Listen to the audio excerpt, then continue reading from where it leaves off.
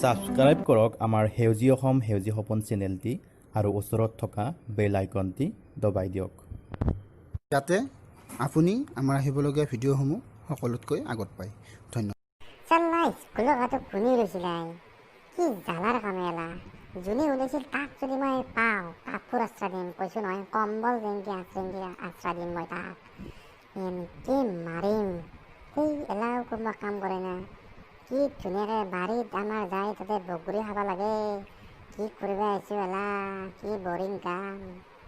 কি কথা কয় তই কাপোৰ আশ্ৰা দে কিমান ভাল কাম কৰি থৈছে তই জানা না হা কিমান মানুহ পঢ়ি শুনি ডাঙৰ মানুহ হৈছে আমাক কিয় পঠাইছে ইয়াতে আমাক পঠাইছে কিয় যে আমাৰ ইয়াতে পঢ়ি শুনি ডাঙৰ মানুহ হ'ম ডক্টৰ হ'ম ইঞ্জিনিয়াৰ হ'ম সেইকাৰণে পঠাইছে মাই বাবাই আৰু তই আৰু বাৰীত তলত বগৰী খাবৰ কথা চিন্তা কৰিছা দেই তোৰ লগত নহ'ব দে পঢ়ি শুনি কেতিয়া ডাঙৰ মানুহ হৈছে তই কি কথা কয় তই আমাৰ ঘৰত নৰিম পেটলা দেখোন পাঠশালা স্কুলে দেখা নাপালাক হা সি কি বম পেটলা দেখোন সি কিয় পেটলা হ'ল সি কিয় ডাঙৰ মানুহ হ'ল পঢ়ছে সি তাক দেখোন ভোজত দেখোন আগফালে মাংস চাকলে লাগে তাক হা অলপ লজিকত কথা কবা বা লজিকত কথা কব অলপ মোৰ তাৰপৰা শিক তই কিমান আব্ৰা হৈ থাকাৰ এই হ'ব দে লেকচাৰ তই চাৰ আছে গুড মৰ্নিং বা ইমান হাল্লা তহঁতৰ তেই পাগলা কৰি দিবি দে মাথা তহঁতে ঘৰতো এনেকৈ থাকা নেকি নাই হা খাওঁৰো ভাত জুইলা খানে তহঁতে থাকি বাপৰে স্কুলখনত ইমান হাল্লা কৰা তহঁতে ঘৰতো এনেকৈ হাল্লা কৰি থাকা হা নাইৰে বাইবেৰে মাথা খাই থাকা তহঁতে এতিয়া মোৰ মাথা খাব আহিছা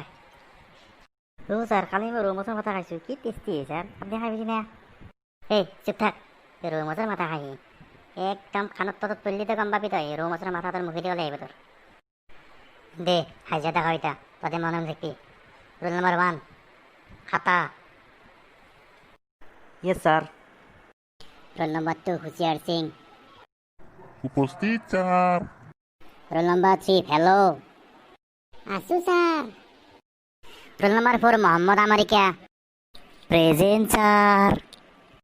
দে চলি ইয়াত কোৱা আজি কি পঢ়িবি তহঁতে ছাৰ আজি ক্লাছ কৰিব আহিছে নাই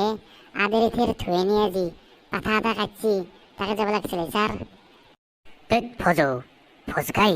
তহঁতে পঢ়ি পাইছা নাই ভোজ কৰাৰ কথা চিন্তা কৰি পাইছা চালা বদমাইছ ৰ এই মোৰ এখন ভোজ আছিল আজি বেছি টাইম নপঢ়ো দে তহঁতক কেইটামান কুৱেশ্যন সুধিম দে যাব দিম দিয়া মোৰ ভোজত যাব লাগিব মজা মাৰিবি তহঁতক কুৱেশ্যন সুধিম এতিয়া মজা মাৰিবি ঐ গৰু তই কালি কি আনিছে তক হে ছাৰ কি ক'ম কালি মোৰ লাগি গৈছিল দিয়ক লাগি যোৱাৰ কাৰণে মই পঢ়ি গৈছিলোঁ কি ক'ম আৰু উঠিয়ে নিলোঁ আৰু সেইকাৰণে নাহিলোঁ দিয়ক স্কুলত কি ক'ত লাগিছিল ক'ত পঢ়িছিলি তই হে ছাৰ টোপনি লাগিছিল বিচনাত পৰি গৈছিলোঁ সেইকাৰণে উঠিয়ে নিলোঁ সেইকাৰণে আহিবা নহ'ল দিয়ক পাইট গৰু ভালদৰে কথা ক বহ দক আপুনি দুবত পাৰিছে সেইকাৰণে উঠছোঁ দিয়ক দেচোন চলি ইয়াত তহঁতে এতিয়া কওঁ সগুনৰ ইংৰাজী কি গম পাইছে না সগুনক ইংৰাজীত কি বুলি কয় তহঁতে কচোন চলি ইয়াত কি তহঁতে দেখোন মনে থাকিলি তহঁতক এনেকৈ নহয় এটা এটাকৈ ঘূৰিব লাগিব তহঁতক আমেৰিকা তই উঠ তই কচোন সগুনক ইংৰাজীত কি বুলি কয় ছাৰ ইংৰাজীততো মই এনেও কৈছা ছাৰ নাজনো দক সেই গৰু তই উঠ তই কওঁ স্যাৰ পাইছিলো কিবা আছিল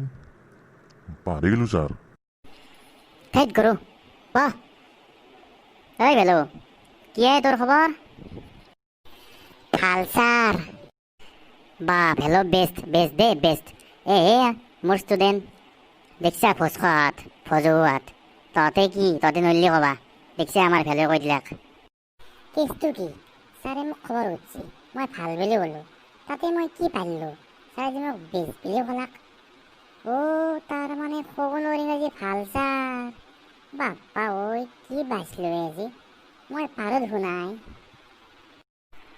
দে ভাল হ'ব চলিয়াতে হ'ব দে আজি ন শুন চলিয়াত কালি আমাৰ স্কুল ইনস্পেক্টৰ আহিব কিন্তু তহঁতে অলপ ভালকৈ পঢ়ি আহিবি মোৰ অলপ সন্মানটো বাচাবি গম পাইছা যদি ভালকৈ পঢ়ি নাহা যদি আকৌ ক'ব নোৱাৰা তাতবিলাক পঠাম কিন্তু তহঁতক বাচ্চা গম পাবি দে হ'ব দে আজি যাওঁ দেই মই ভোজ খাব লাগিব দে এই যাওঁতে বাৰেণ্ডাত পাই ছাগালকেইটা খেদি যাবি হা